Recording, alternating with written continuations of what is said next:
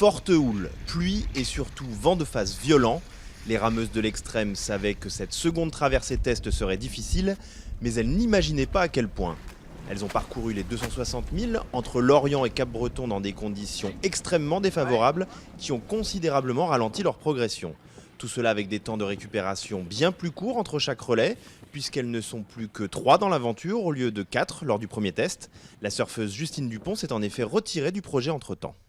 On s'aperçoit que 2h30 de récupération, c'est très court, en sachant qu'on rame 1h15, donc 1h15 d'effort en tenant une certaine allure, c'est très difficile.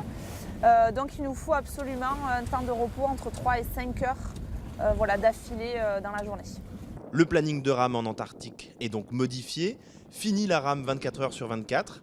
À la tombée de la nuit, les coordonnées GPS seront enregistrées et la traversée reprendra au même point une fois les courtes nuits polaires passées et les rameuses reposées. Nouveau planning de rame et également nouvelle combinaison. Cette traversée était l'occasion de tester une tenue dite sèche, adaptée aux eaux très froides. C'est un peu plus difficile car la combinaison est plus lourde, mais c'est bien avec la température de l'eau.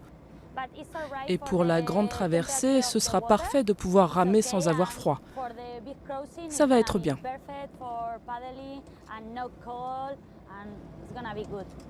L'Antarctique n'autorise aucune erreur et la réussite d'un tel projet passe par une cohésion sans faille entre les rameuses et l'équipage composé de skippers, d'un ostéopathe et d'un journaliste preneur d'images.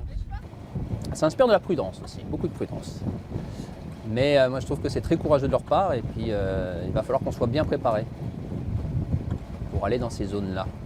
Et même si cette deuxième traversée test a été bien plus difficile que prévu, la motivation des rameuses reste intacte.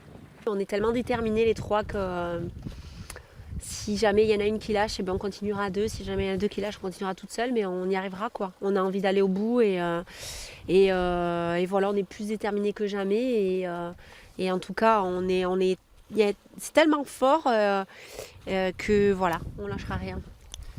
Le départ de la traversée est prévu à la mi-décembre, mais le budget n'est pas encore bouclé.